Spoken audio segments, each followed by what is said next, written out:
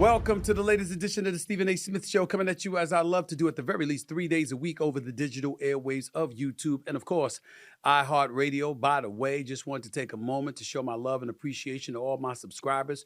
We have now eclipsed over 734,000 subscribers on YouTube and, of course, over 1.25 million downloads over the last 3 months on iHeartRadio. So thank y'all so much for the love. Keep it coming, and I'm going to keep on coming and continue to like and follow the Stephen A. Smith Show right here on YouTube. Just click the bell to get notified of all of our new content, and you too shall be the latest member of the Stephen A. Smith Show finally. And while you're at it, make sure you don't forget to pick up a copy of my New York Times best-selling book, Straight Shooter, a memoir of second chances and first takes, now in paperback. Just go to straightshooterbook.com. Once again, that's straightshooterbook.com to get yourself a copy.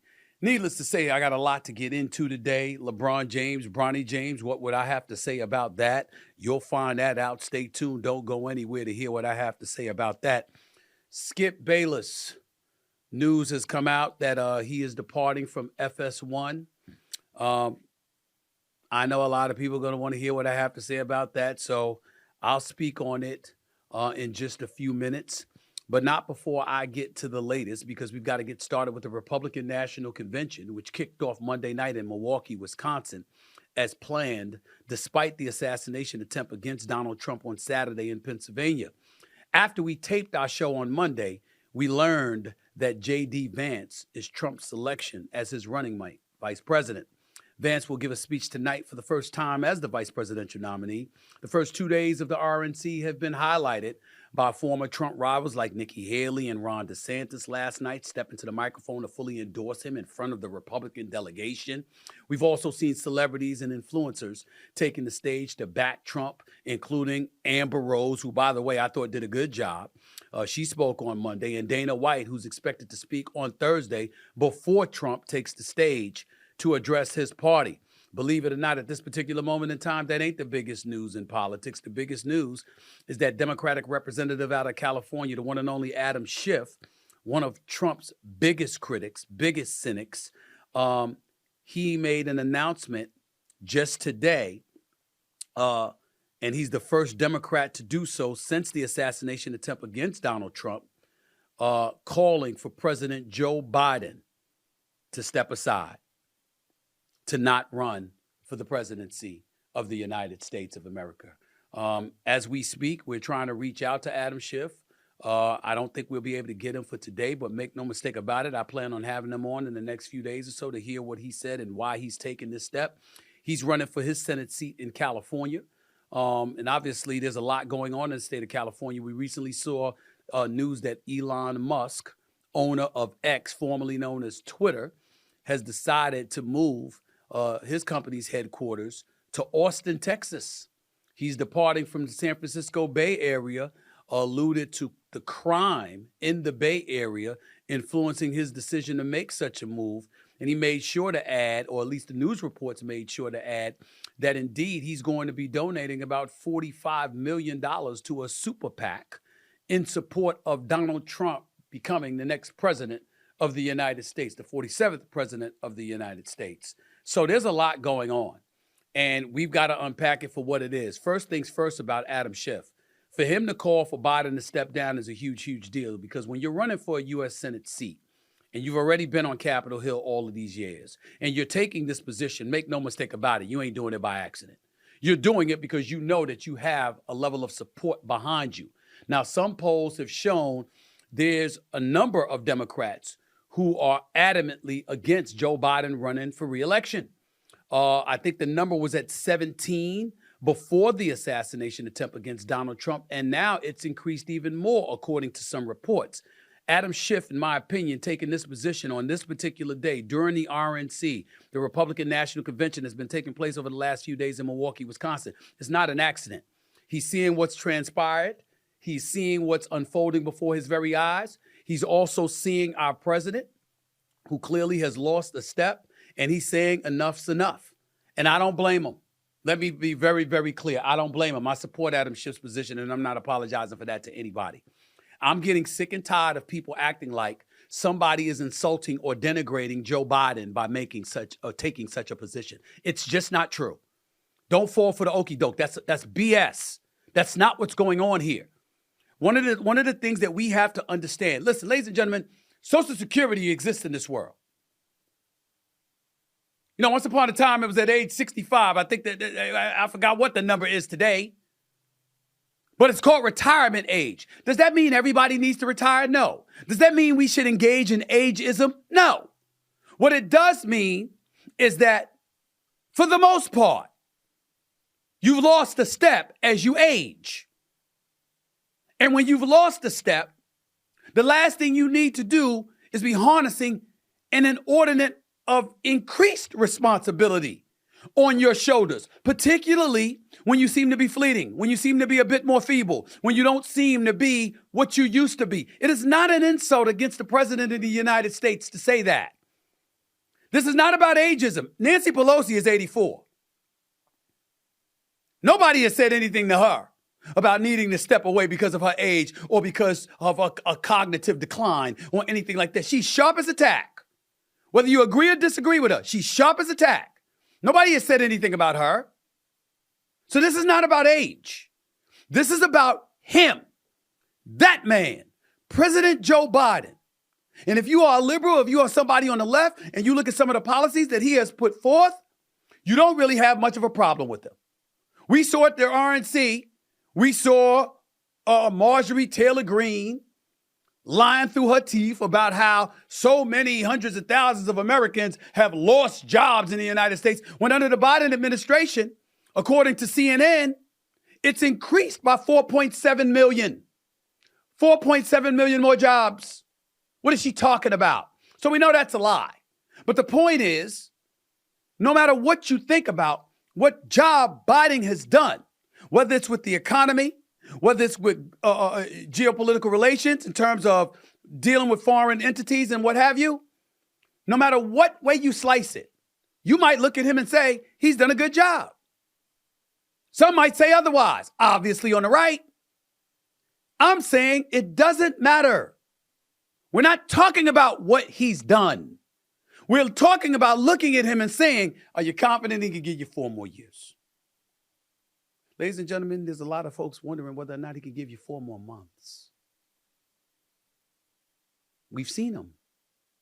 We've seen him walk. We've seen him talk. We've seen him stumble. We've seen him forget. You've got folks even at the White House admitting that doctors specializing in Parkinson's disease have come to see him. Ladies and gentlemen, there is nothing wrong with saying to an 81-year-old who served 36 years in the Senate, 8 years in the White House, as a vice president, 4 years as the president, 48 years total of service to this country. There is nothing wrong with saying, we really appreciate what you've done. It's time for somebody else. There is nothing wrong with that. That is not insulting. That is not denigrating. That is an American citizen looking at the country, looking at the direction that we're going in, and you have a feeling one way or another about who's in office and whether or not he could give you 4 more years. And if you truly believe in Kamala Harris, what's the problem? If you truly believe in Gavin Newsom, what's the problem? If you truly believe in Hakeem Jeffries or Wes Moore or somebody else, what's the problem? You got a bullpen, right? They're younger, more vibrant, more energized, clearly healthier. No evidence of cognitive decline from any of the names I've mentioned. And beyond, what's the problem? There is no problem. Let's stop acting like, oh my God, by calling for him to step away, we're insulting him. We are doing no such thing. I'm going to respect the office of the presidency of the United States. I'm not going to disrespect the president. I might disagree. I might lament your actions on a case-by-case basis, but I'm not going to denigrate and insult and be disrespectful to the president of the United States. I don't care who he is. And I'm certainly not doing that with Joe Biden. And neither is Adam Schiff, who has been a staunch supporter of his. We just got 2 eyes we can see. And the question is, why won't y'all? You got about 72 73 folks according to my research, about 73 folks in the House and about 28 folks in the Senate, all over the age of 70. We're not engaging in ageism here. So it's not about that. What we're simply saying is, but when you get a certain age and we see slippage, like we have seen with the president, what's the problem? What's the problem? I'm wondering why Joe Biden hasn't said anything. Why Hunter Biden hasn't said anything. That's your husband. That's your father, respectively. You got nothing to say? Got nothing to say. Hasn't he done enough? Hasn't he done enough? And when you get a certain age and you've accomplished what Joe Biden has accomplished, one must ask themselves, yo, do you want to lose this election? Your legacy would be rock solid if you walked away right now. In a lot of people's eyes. But if you lose this election because you refuse to step away, when you know there's slippage, gonna be able to live that down? I'm just saying. I'm just saying. And the reason why I'm saying it is because I've been watching the RNC convention each night in Milwaukee, Wisconsin. And I know that Amber Rose took a lot of hits. Y'all kick rocks with that. She did a good job. She did a good job.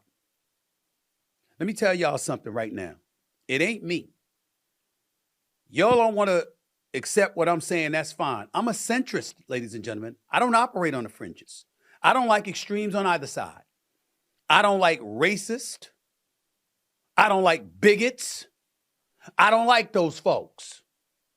I don't like folks on the extreme when you're talking about woke culture either, where folks' jobs could be on the line for mispronouncing the correct pronoun or something.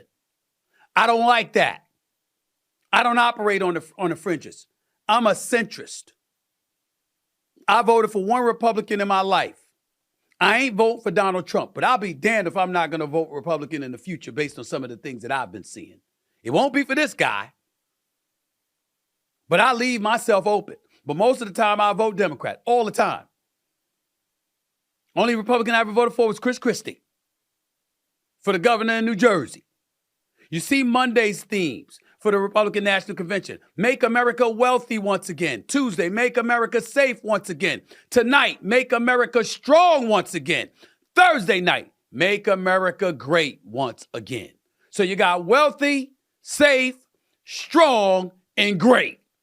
Wealthy, safe, strong, and great. Wealthy, safe, strong, and great. Wealthy, safe, strong, and great. That's their theme. You want to laugh at it? That's fine. Ladies and gentlemen, it's working. It's working. Remember, Trump got about 8% of the black vote in, 2016, 2020? You see somebody like Amber Rose. You hear about the potential of, I'm not going to even say names because I don't want to be wrong, contributing, who happen to be black to the Republican National Convention and performing or speaking on behalf of Trump. Yo, y'all. This ain't Kanye West rolling into the White House, calling Trump a superhero, looking ridiculous. This ain't that. Amber Rose gave a good speech. She talked about gas prices. She talked about shopping. She talked about stuff that hits home. Okay? And with her 20 plus million social media followers, don't think people are ignoring that. You can dismiss it all you want to. And there's a lot of people in the Republican Party, they didn't want her they didn't want her there at all. But she's a conscientious observer. And Trump knew what he was doing by making sure she was on that stage. Last night, Nikki Haley looked like she was biting her own damn tongue. She looked like she was sick to death, having to sit up there and put her support behind Donald Trump. Florida Governor Ron DeSantis rolled out there, and even though he gave Trump some props, he was more about speaking against the left. I thought he gave a powerful speech. He wasn't interested in being friendly. That's his MO. Okay, it worked for him in the gubernatorial race that he won by a landslide for the state of Florida. It damn sure ain't gonna work for him in the general election. That's why he's not the presidential nominee, the GOP nominee, because he got smoked by Trump, and then we all know that. But here's the deal: his speech was still strong, because it spoke to a lot of people on the right who are clearly frustrated. And it also speaks to some independents, not this one, but it speaks to some independents who are frustrated by some of the extremes that you see on the left. So we got all of that going on, okay? But the one, okay, was Huckabee Sanders, the governor of Arkansas, the former press secretary for Donald Trump, the one who is the daughter of former Arkansas Governor Huckabee. I mean, Sarah Huckabee Sanders, she gave a very, very powerful speech.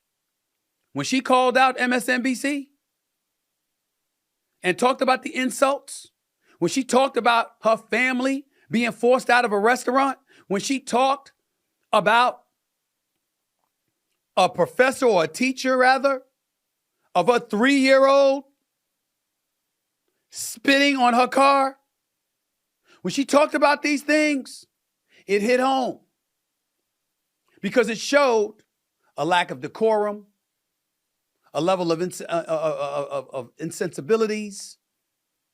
It showed all of those things. And so all I'm trying to say is that this ain't the typical. It might look that way when you look at the faces, and you see very, very few black faces in the place. Yeah, that's true. But let me tell you something. When you see the speakers and you hear the messages, this ain't the typical RNC convention. So you the Democrats, and your turn's coming next month in Chicago, you better be ready. And Adam Schiff is saying, we ain't ready if this is our nominee.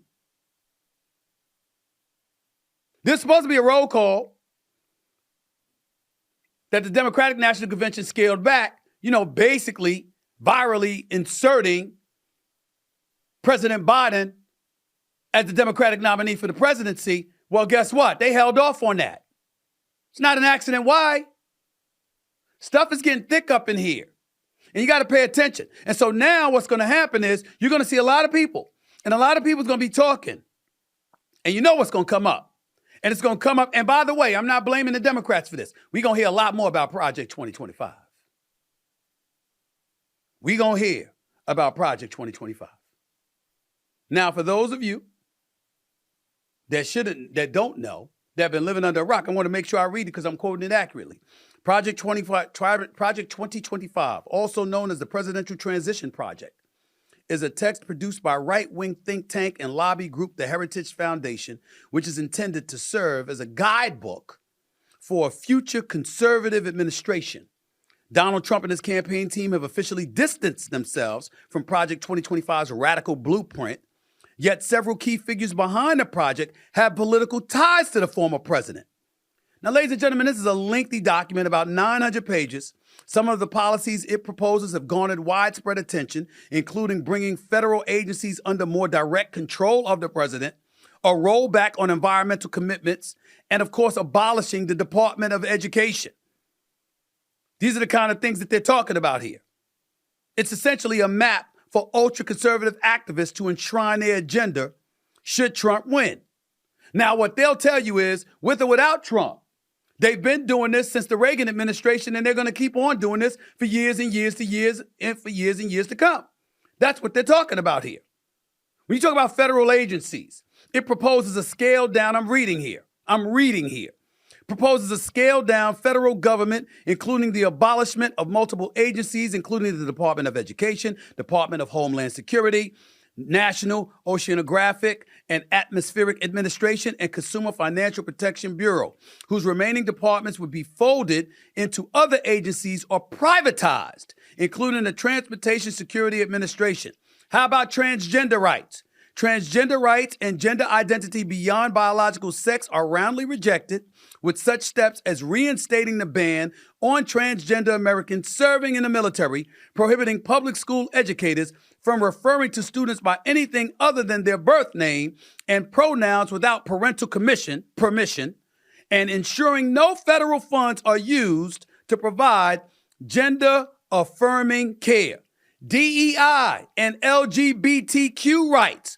Project 2025 seeks to eliminate diversity, equity, and inclusion programs from throughout the federal government and in universities. And while it doesn't outlaw same-sex marriage, it supports quote-unquote nuclear families that include a married mother, father, and their children, and calls for restricting laws that bar discrimination on the basis of sex to exclude sexual orientation and gender identity.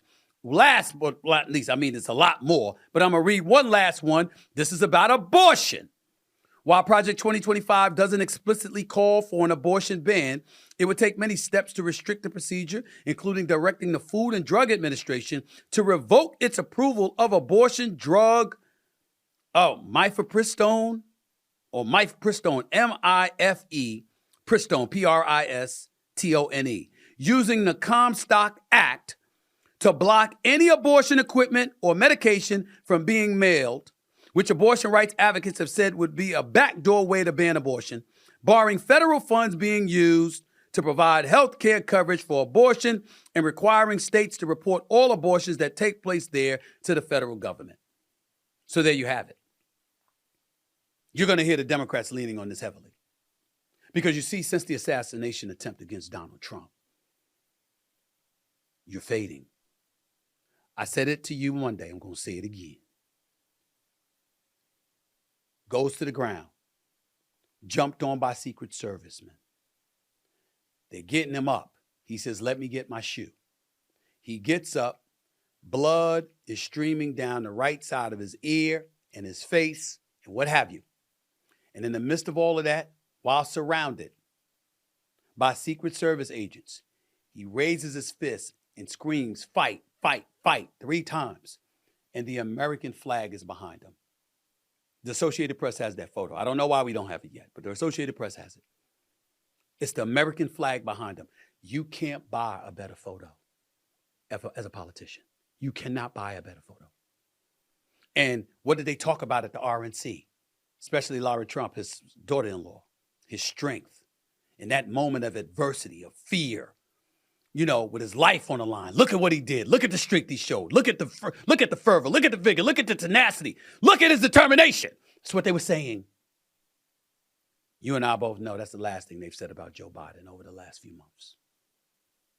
So this is where we are. Project 2025 was relevant to bring up because it highlights what the Democrats will likely address and attack. And most importantly, when they have what they have to. They have nothing else to stand on to their critics. To the left, sure. But to independents? To folks on the right? No. You say the economy's doing great, they say inflation. You say we're safe, they're looking at folks, assaulting folks and getting arrested and getting let out of jail the same day. You say our borders are it's a crisis that's existed through various administrations. They're like, no. We ain't seen it when 10.5 million immigrants have crossed our borders illegally. That's how they're looking at it. No, they ain't trying to hear that. So if you're the Democrats, here's what you got to do. Project 2025. Abortion. I done read everything to you. Federal government overseeing certain programs. Abortion, DEI, LGBTQ community. So you've got gays. You've got transgender folks. You've got women overall. You've got education, because they're talking about educators and essentially accusing educators of indoctrinating young children, and they're going to put a stop to it. They're talking about a level of institutional and government control that Democrats will argue will take us back to the 60s.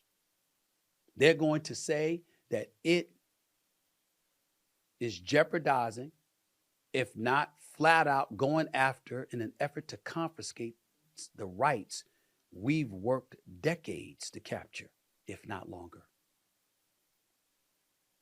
Which ultimately means it's going to come down to race and gender. That's what it's going to do, which essentially is going to throw out everything I said about the need to have decorum and to make sure that we're not doing the kind of things that incite anybody. Let's tone down that rhetoric. The Republicans clearly ain't trying to do that. And I suspect the Democrats won't do it either. So as things change, it will stay the same. It's about to get uglier. Not ugly to the point of what happened this past Saturday. I'm talking about the rhetoric. It's about to heat up, y'all. It's about to heat up. That's just one thing I wanted to touch on. I have more. Make no mistake about it. LeBron James, Bronny James. What's going on that front? We'll talk about that, of course. Skip Bayless departing from FS1. That and more coming up right here on the Stephen A. Smith Show over the digital airways of YouTube and, of course, iHeartRadio. Don't go anywhere. Be right back.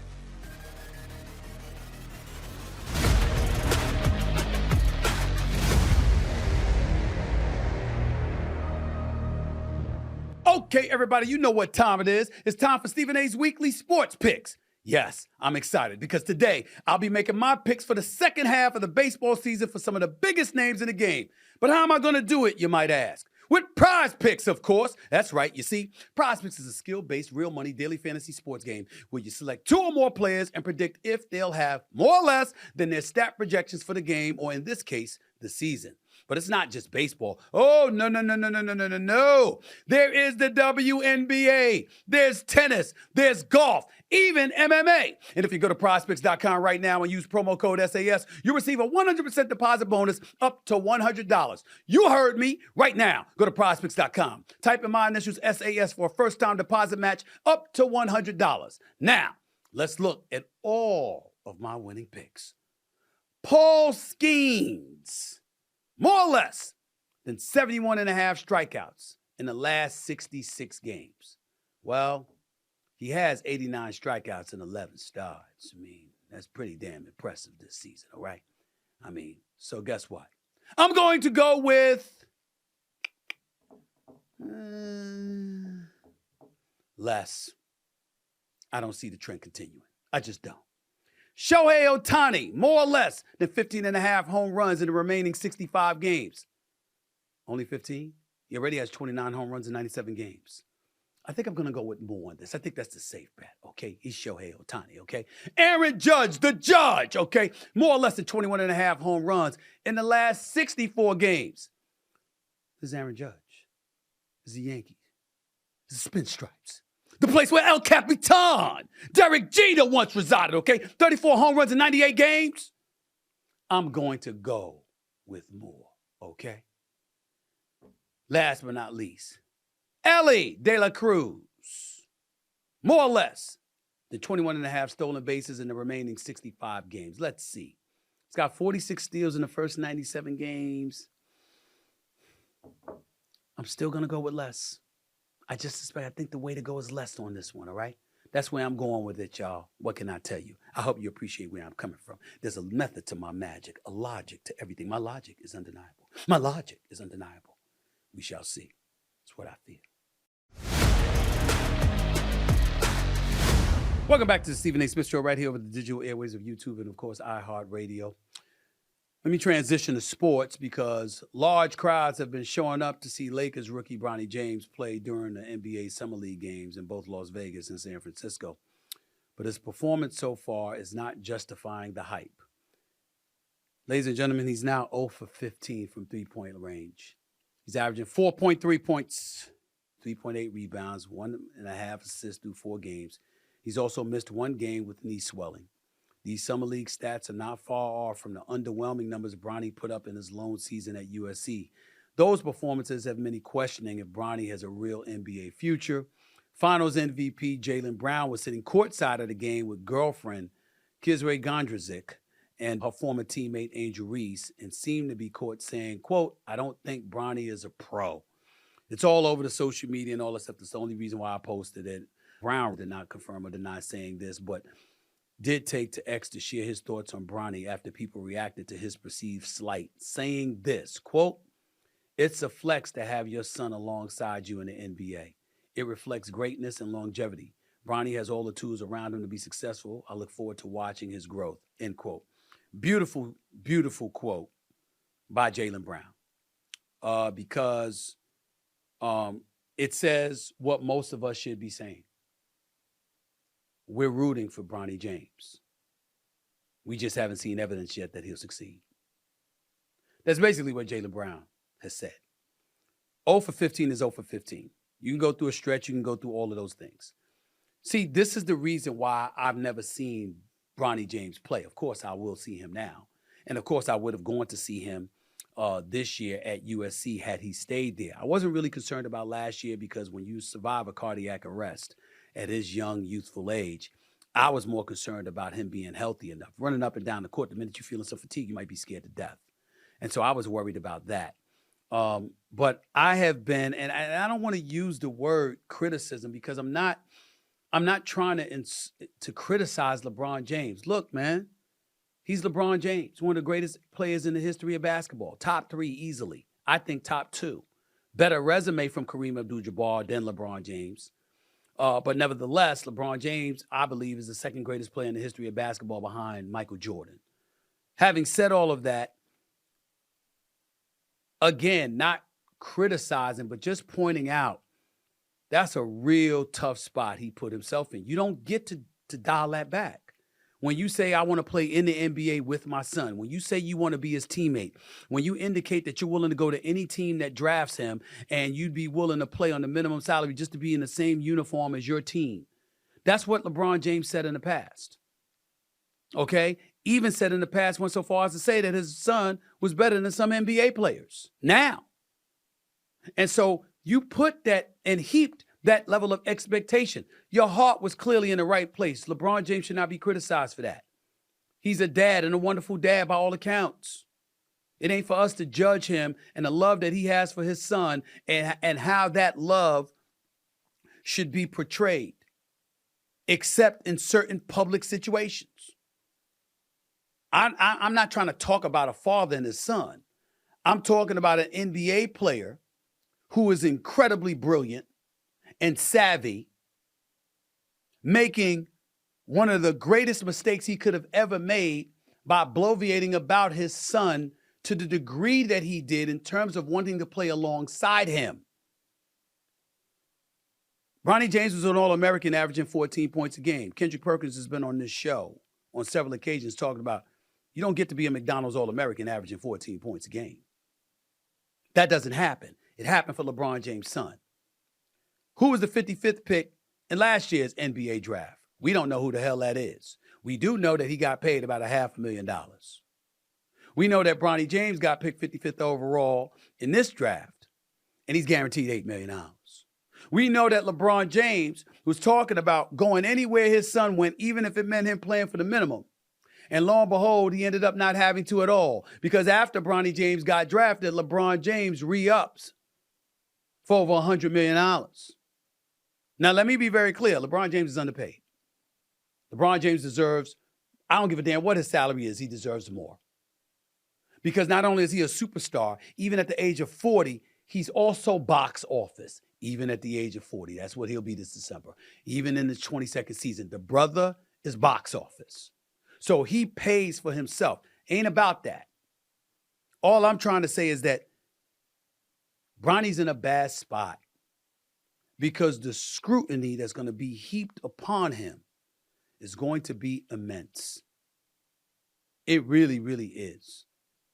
And then when you give him the kind of guaranteed contract, you know he ain't going to end up in the G League. He going to end up on a roster spot.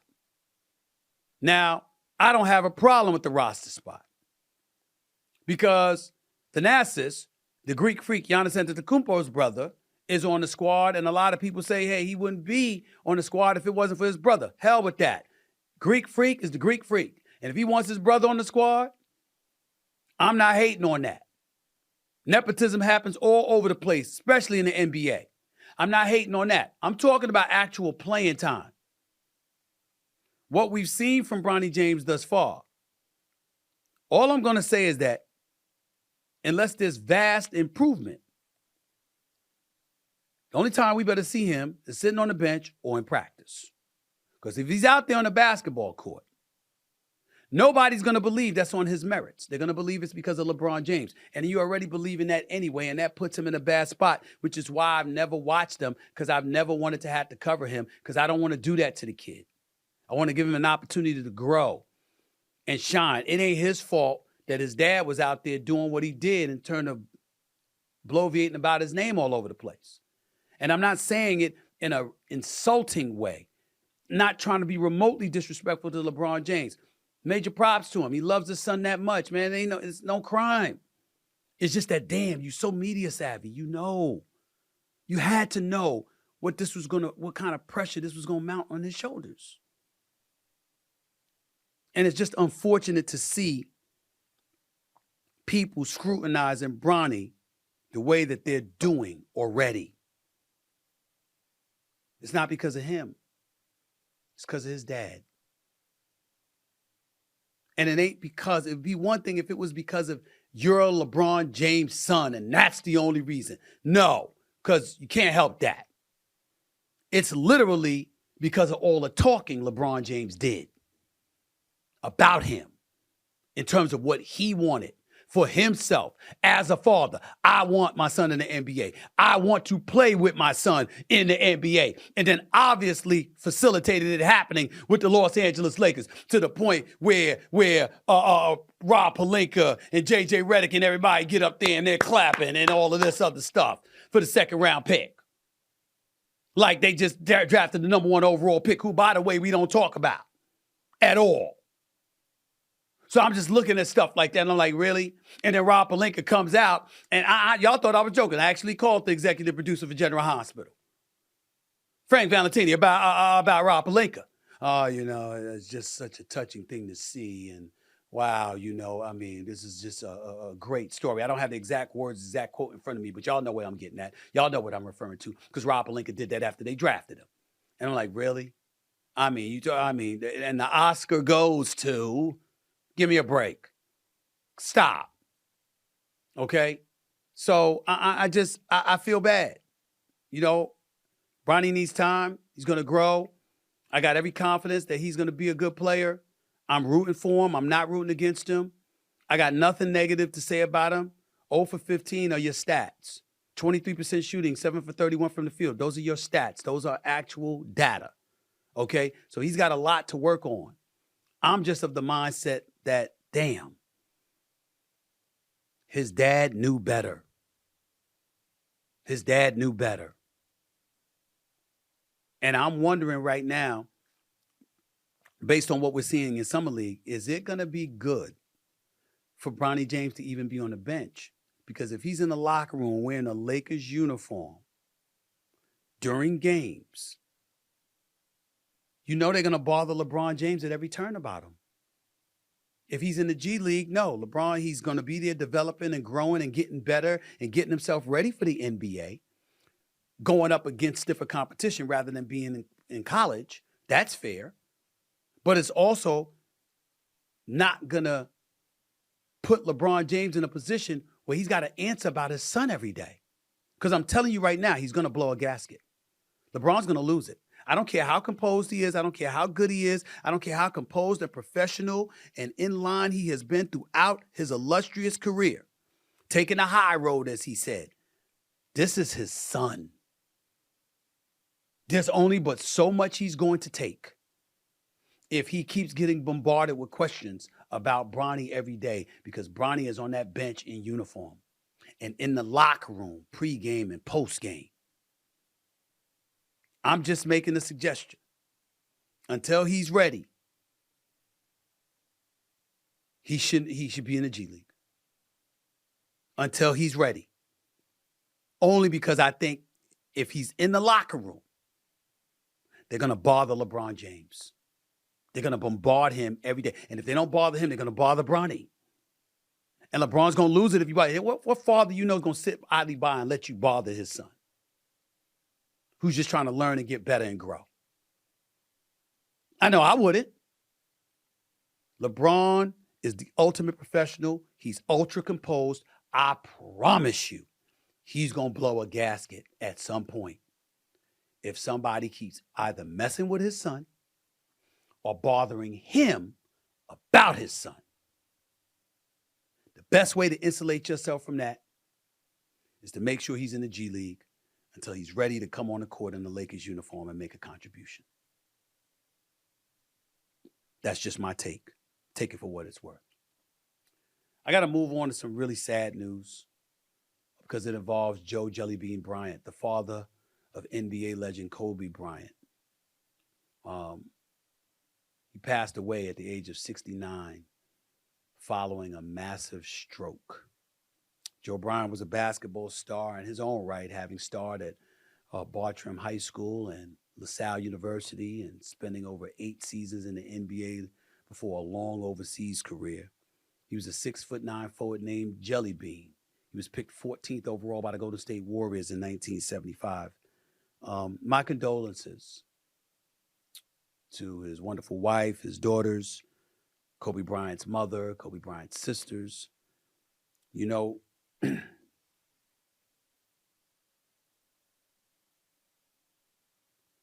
so much is made about Vanessa Bryant, as well as should be. To lose her husband and her daughter in that tragic helicopter crash years ago. None of us have gotten over it. You had people in the NBA who were friends with Kobe who were beyond devastated. You had people in the NBA who weren't even that friendly with Kobe. Their hearts were broken. You had people in the media like Mike Wilbon and others who knew Kobe well. Obviously, I'm one of those people. And there isn't a day that goes by that you don't think about him. You think about the game of basketball, you think about Kobe Bryant, who tragically left us all. But we've always talked about his family in terms of Vanessa and the children he left behind and the girl dad that he was. Rarely do you hear his mother mentioned, his sisters, and of course his dad. You know, when you can make an argument on behalf of his lovely wife, Vanessa, and her children, sure. But outside of them, who suffered the loss of Kobe Bryant more devastatingly than Jellybean, than his wife, than Kobe Bryant's sisters? We never mention it. They loved him too. They raised him, and the siblings were raised with him.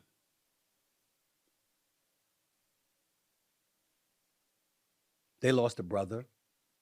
They lost a son. And when you think about and you hear the word stroke, health comes into play. How you eat, how you take care of yourself, and all this other stuff. But you know what? It also has to do with your spirit.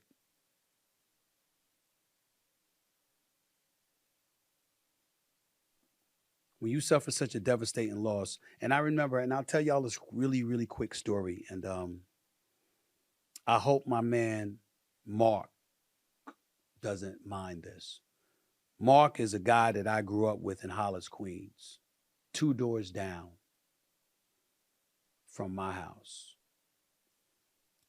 And it was the first time in life that I ever paid attention to a broken heart and what that can mean. His mother was ill, and she was in the hospital for months. Life support and all of that stuff.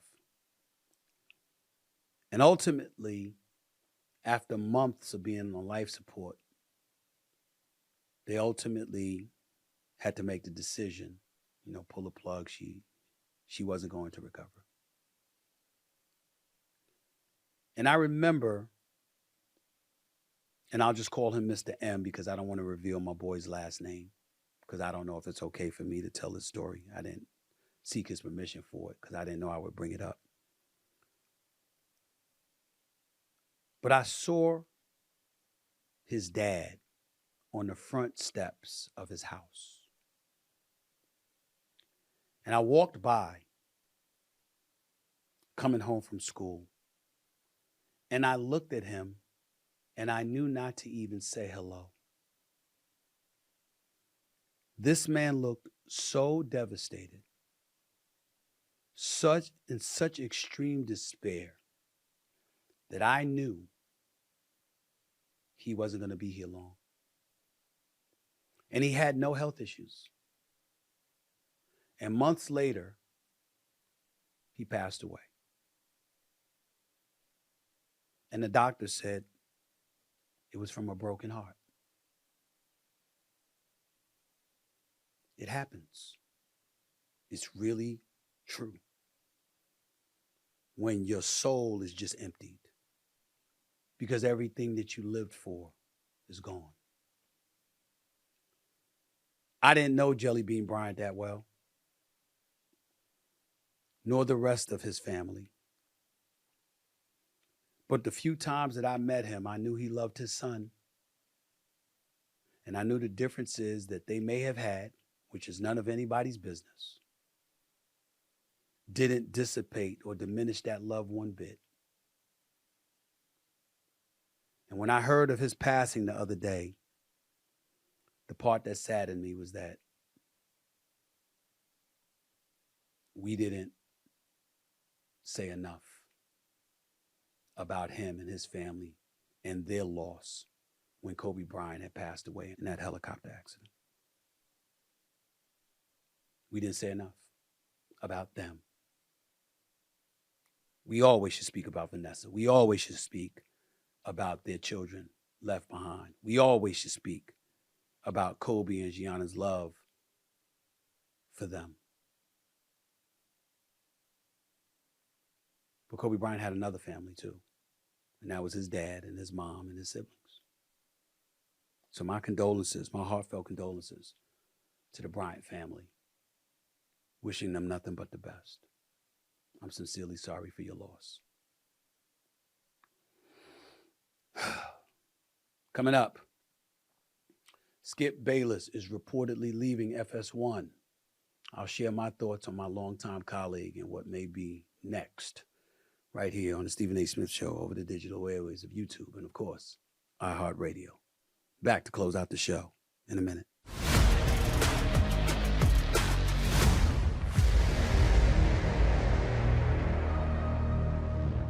Everyone knows I'm a sports fanatic and I need to be in the middle of all the action. So how do I satisfy that need? I use Prize Picks, of course, the largest fantasy sports platform in all of the land with over 3 million members. You may say, well, how do I do that, Stephen A? It's simple. All you do is select 2 or more players from your favorite sport, the WNBA, MLB, soccer, tennis, or even boxing, and just choose more or less on their projected in-game stats. It's incredibly easy to play and takes just 60 seconds to make your picks. That's less time than it takes Carlos Alcaraz to set up and smash a game-winning match point serve. And get this, Prize Picks will match your first deposit of up to $100. That's right. Go to prizepicks.com and use code SAS for a first deposit match of up to $100. That's code SAS when you go to prizepicks.com. Pick more, pick less. Guess what? It's that easy. It pays to get paid on Cash App. There are a lot of things in life that you care about and want to keep safe, like protecting your kids, your home, and your hard-earned dollars. That's a feeling that you can actually feel really good about. Just like you can feel good about depositing your paycheck on Cash App, knowing you have security features like card lock and transaction alerts, so you never, ever have to worry if your money is safe and or secure. And when your money is safe, you can actually rest easy. With Cash App, Instead of worrying about your money, you can spend time checking things off your wish list, like watching your favorite team win the championship, being pampered on a 7-day cruise, going to your class reunion, and actually looking good while doing so. Those things make you feel good, just like you can feel good about depositing your paycheck on Cash App. That's money. That's Cash App. Download Cash App from the App Store or Google Play Store today. Welcome back to the Stephen A. Smith Show right here over the digital airwaves of YouTube and, of course, iHeartRadio. It was reported yesterday by the New York Post that my former ESPN colleague, my friend, Skip Bayless, will be leaving FS1's Undisputed at the end of the summer. Skip has been with FS1 since 2016 after spending 12 years at ESPN. He arrived at FS1 to co-host Skip and Shannon's Undisputed, a debate show with Pro Football Hall of Famer Shannon Sharpe, who left the show last summer to join First Take. Various co-hosts include Rachel Nichols, Paul Pierce, Richard Sherman, Keyshawn Johnson, and Michael Irvin. They've sat alongside Skip Bayless since Shannon left. But as the reports have said, they've had some rating struggles. I'm not about to get into that. I'm not going to play that game. Skip Bayless and I have not spoken in a long time. He's on that side of the fence. I'm on this side of the fence. But as I've stated on many occasions, as I've stated months ago to Dan Le Batard, in response to Dan Le Batard and something that he had said in terms of me wanting to destroy Skip Bayless, he ultimately retracted that statement in fairness to him. I don't root against my colleagues and contemporaries, and certainly not my friends. I just root for me to be more successful. Being on First Take and wanting to be number one doesn't mean I wanted Skip Bayless to fail. Doesn't mean that I want to see him out of the business and out of the profession. And with the news coming down that he's departing from FS1, I have not called him. I'm not going to, because I know what this moment must be like for him. They can put out all the stories that they want to. Skip Bayless has a boatload of energy, and Skip Bayless doesn't want to walk away from anything. He lives, eats, and breathes sports.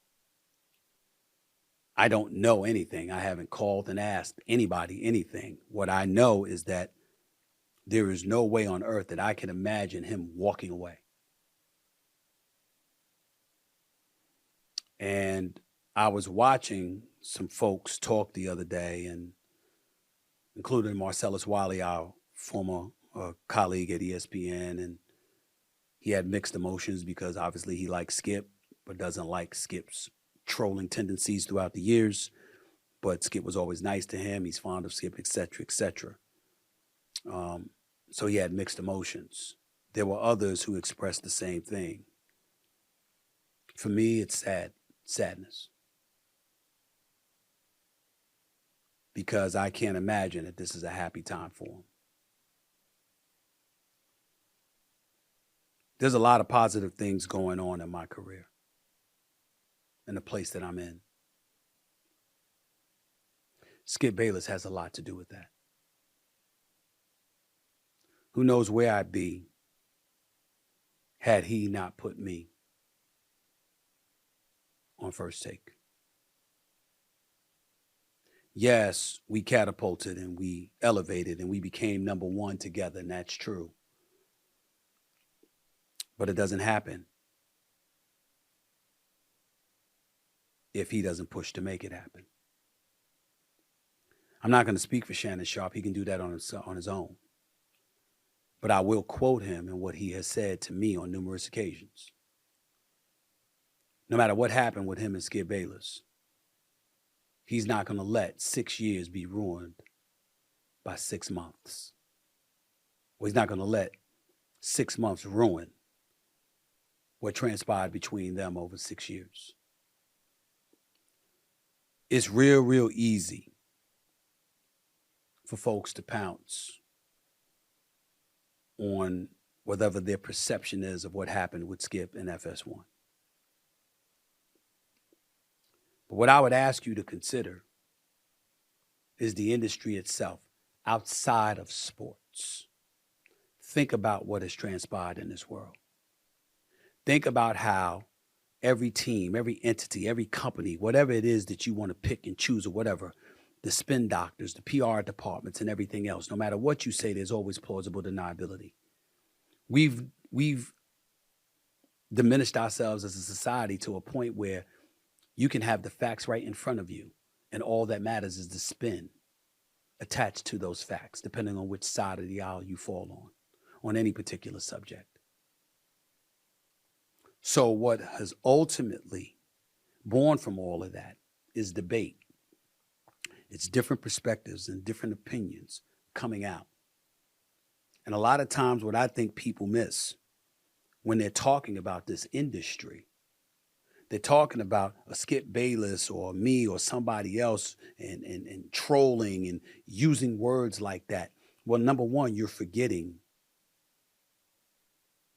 history. You're forgetting that Skip Bayless was a columnist in LA and Dallas and Chicago and various other places, that he had a journalism career spanning decades. You're forgetting that although he would take the positions that he take, and yes, he was a bit excessive with Tim Tebow, and clearly excessive with LeBron James, and clearly excessive with various other things. You're forgetting what that bred. You're forgetting the fact that it opened the floodgates for others to debate him, for others to get their equal opportunity to provide their perspectives on certain matters so they could speak their piece and ultimately elevate their profile. You're forgetting the fact that ultimately it was able to breed a new line of work in business, creating business opportunities for all of us. Think about your podcast. Think about television. Think about sports talk radio. Think about Mike and the Mad Dog. Think about Jim Rome. Think about all of these folks. I'm not saying it's perfect. I'm not saying it's always right. Hell, I'm not even saying and denying that there's sometimes I left myself scratching my head. Skip Bayless knew how I felt. Whether it was Tebow or Troy Aikman or LeBron James or whatever the case may be. But so what? At the end of the day, that's how you felt. Here's how I felt. Here's how you felt. Here's how you felt. That's how you look at it. And I'm listening to people talk, and it's like, oh my God, he's falling on his face. He's this, he's that, because of ratings or whatever. And I'm like, I think he's 73. He ain't some 30-year-old that flopped after 1 year. He's been doing it for over 40. And he's transitioned and transcended throughout the years. Is he perfect? No, none of us are. Is he always right? Hell no. Are there things that most of us would have done differently than him? Fine. But what I'm not going to do, ever, is talk about him like he's failed.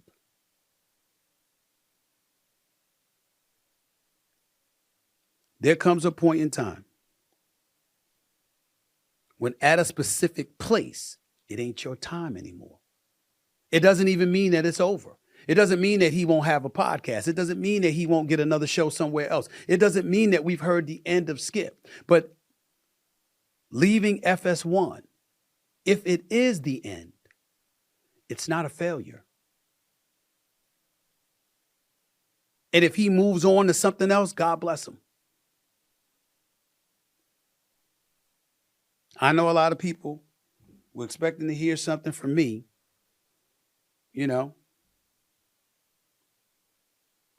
celebrating it. I'm not celebrating it.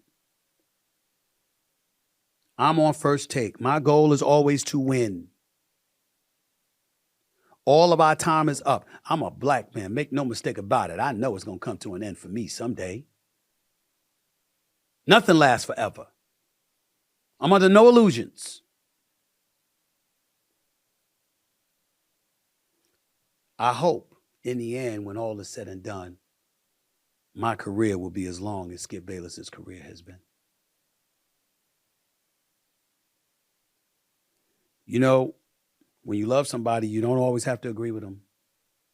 Hell, you don't even always have to like them or like some of the shit they do.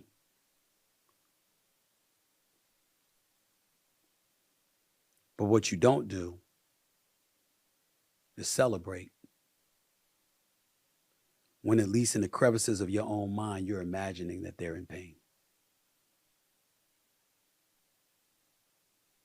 I hope that's not the case for Skip Bayless. I hope that this is what he wants. I hope that he's got additional plans, and when it's time for us to talk, he'll call and let me know.